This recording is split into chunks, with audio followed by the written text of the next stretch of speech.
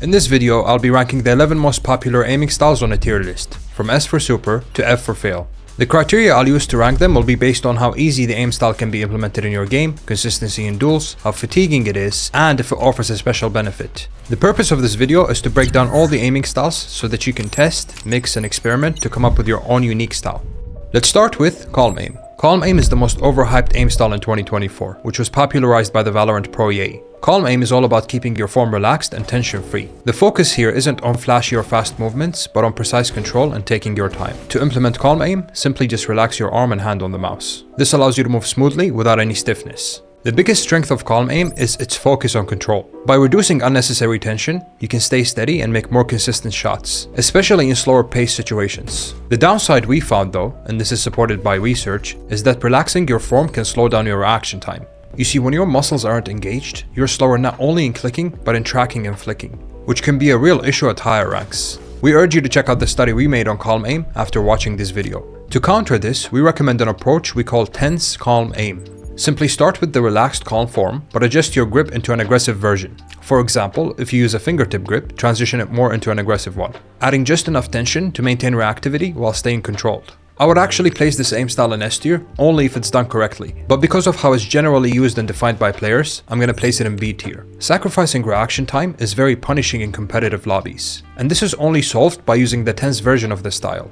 Flick Aim. Flick Aim is all about confidence in wide movements from point A to point B. If you think of top Flick Aim players, people like Simple and Zai will come to mind. To use a Flick Aim style, focus on using solely your wrist for aiming and set your sensitivity on the higher side. This is what most good Flick Aim pro players use. The best thing about Flick Aim is its quick reactions to unpredictable situations. Like when an enemy pops out from an angle you weren't holding or flies through the air, it allows you to quickly adjust and land your shots, even in chaotic moments. However, Flick Aim can have its downsides. If you rely on it too much, it might lead to poor positioning, since you're focused solely on hitting flick shots, which can leave you exposed and vulnerable to bad timings and angles. I'll place Flick Aim in B tier. I would move it to A tier for players who use it specifically for sniping. This is why ops superstars like Zaiwu, Simple, and Monesi excel with this technique. Have you ever seen players lock onto targets like this?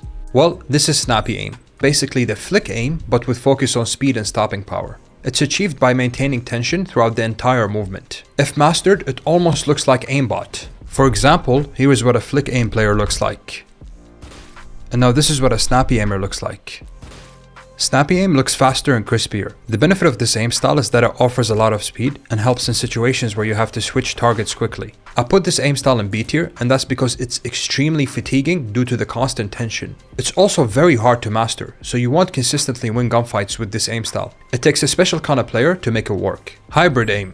Hybrid Aim is one of the strangest styles out there. It's all about actively switching aim styles during the game, mostly by changing your grip.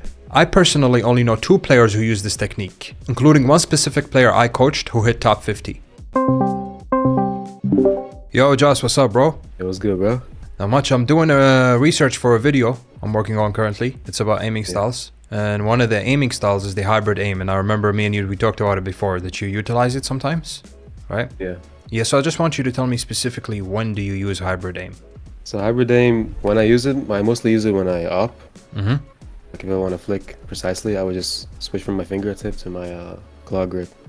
I see. So it's like more precise. But if I want to like fight and micro adjust, or like taking duels, I would prefer my fingertip. I see. Like micro adjust easier. Yeah, I mean, that makes sense because you get more stability from the claw grip, right? More control. Especially because when you're opping, you're mainly focused on wide flicks and horizontal flicks, right? Like wide, long horizontal flicks. So you need more control. Okay, I see.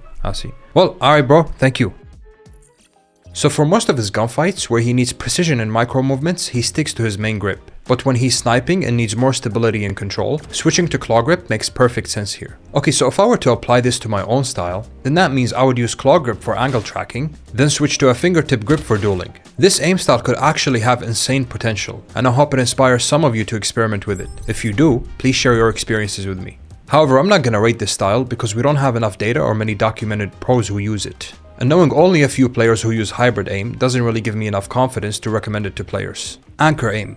To anchor aim, all you have to do is constantly reset your mouse to a neutral position. Basically, after performing a movement, reset your mouse to the middle of your pad. This technique has multiple benefits. Firstly, when it comes to left or right movements, you have much more freedom since you won't run out of mousepad space. The main reason why players like Demon 1 implement this aim style into their game is consistency. You always start your aim from the exact same position, so you perform the same physical movements. I place this aim style, or actually aim technique, in S tier. The reason is, it can be incorporated into most aim styles to maximize performance, efficiency, and consistency. The only weakness I see with this technique is that sometimes you may get timing while resetting, so be mindful on when you can and can't anchor. Reactive aim, which I like to call mental aim, is all about reaction time. How quickly can you react? Whether it's moving your aim or clicking at the right moment. In FPS games, reaction times is a huge factor in winning duels, especially in higher ranked lobbies. You see, most players at that level already have strong core aiming skills, so it often comes down to who shoots faster. The best technique for implementing reactive aim is visualization and anticipation. We've covered this phenomenon in many of our videos. Basically, you create a mental image of the duel before it even takes place. This reduces the number of tasks your brain has to perform during a duel,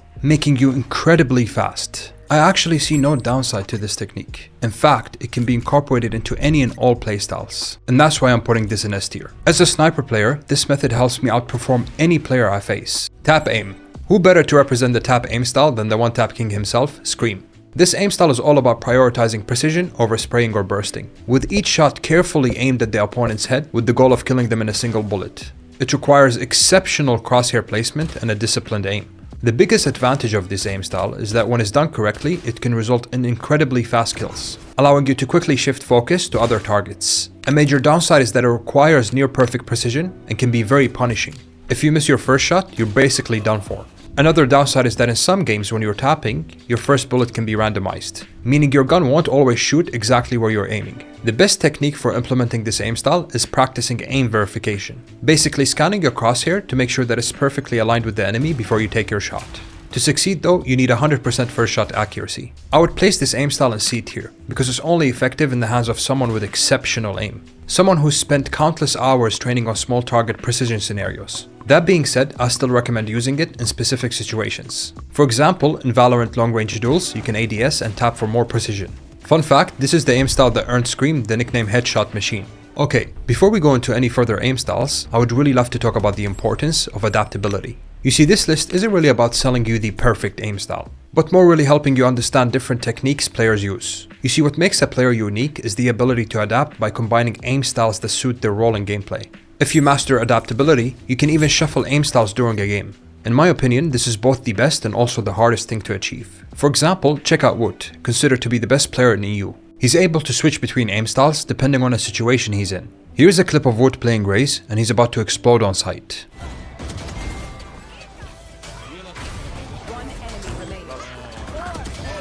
You can see how he is now super reactive and more flick reliant.